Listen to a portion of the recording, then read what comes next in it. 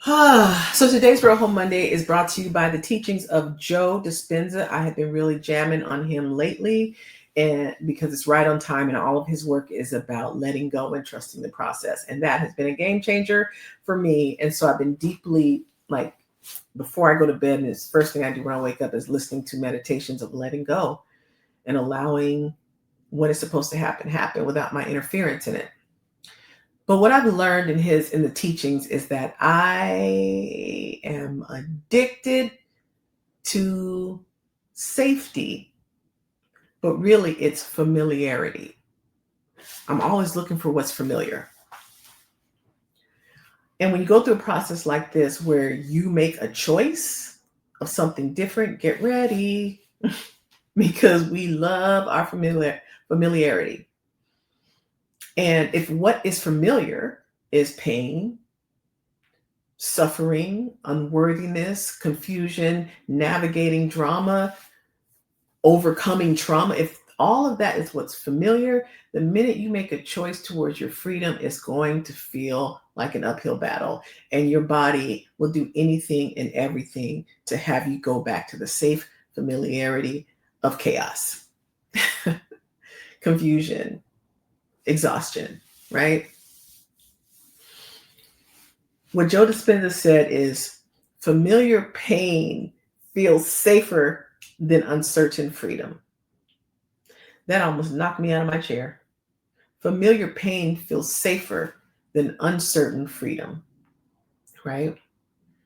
So, in this process of like crossing this river to get to whatever it is where I'm going, it's a river of change and it's just rushing and it looks kind of scary. So I'm crossing this river, and what I know is that it's like I'm carrying baggage that's too heavy. So I have to let go of old patterns. I have to unpack, let go of habits, let go of thoughts, let go of my old ways of thinking and perspectives and perceptions because I cannot carry that with me to the other side. It's too heavy. So you have to kind of die to that person. They say die in the flesh or whatever in religion, but it's kind of that principle. That person cannot be. The same person who got you into the mess cannot be the same person that gets you out, because that person has certain thoughts and perspectives and ways of thinking that got you here. They don't have anything to offer you moving forward. You have to let that person go. You have to fundamentally change. That's hard enough. But then you have people on the side that you just left. They're like saying, come on back. You don't even know what's over there. You're crazy. This is not the right time. This is not the right idea. You're not in the financial position to do that. That's because they are afraid. And you did something they can't.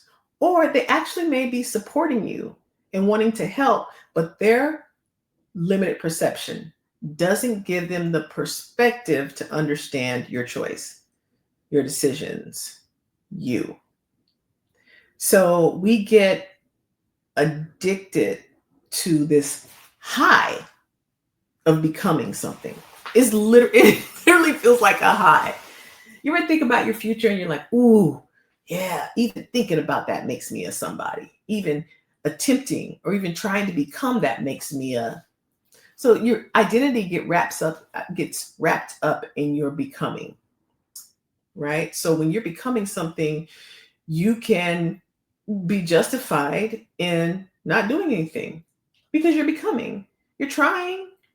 You're trying to get there. You convince yourself that you are doing something, and that gives you some sense of identity, power, some connection to something different, better, greater, more worthy of who you are, right? It makes you feel that way, but in reality, I'm becoming.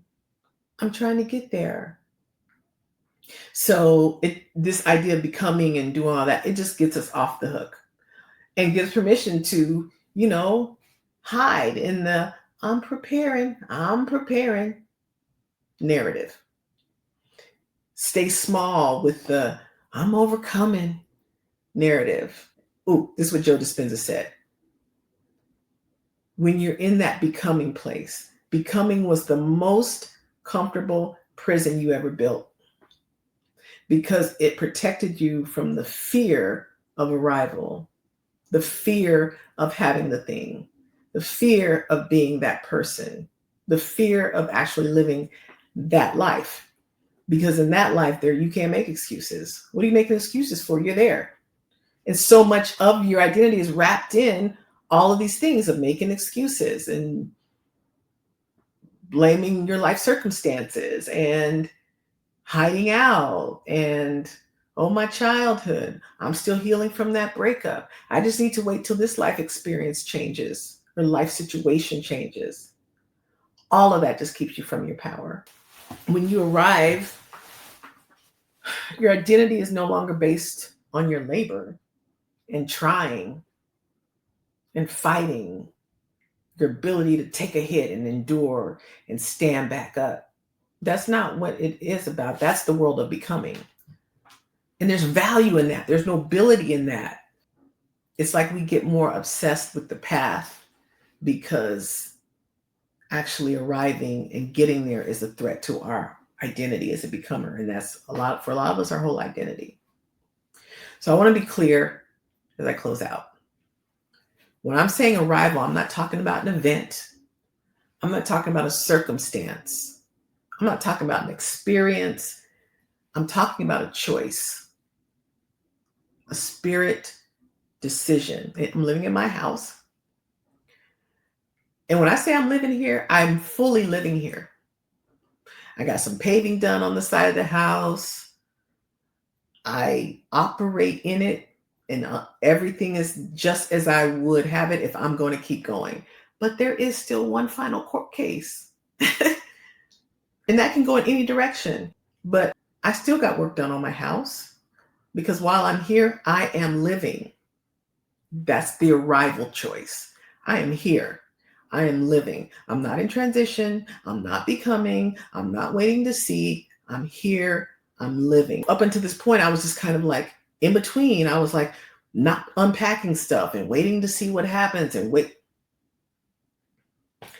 I'm living and I'm living now. It's a choice in the midst of still not being 100% sure of what's happening. I've crossed the river anyway, and I'm not 100%, what's over here, but I know it ain't that. So anyway, enjoy the rest of your week, y'all. I hope you enjoy it.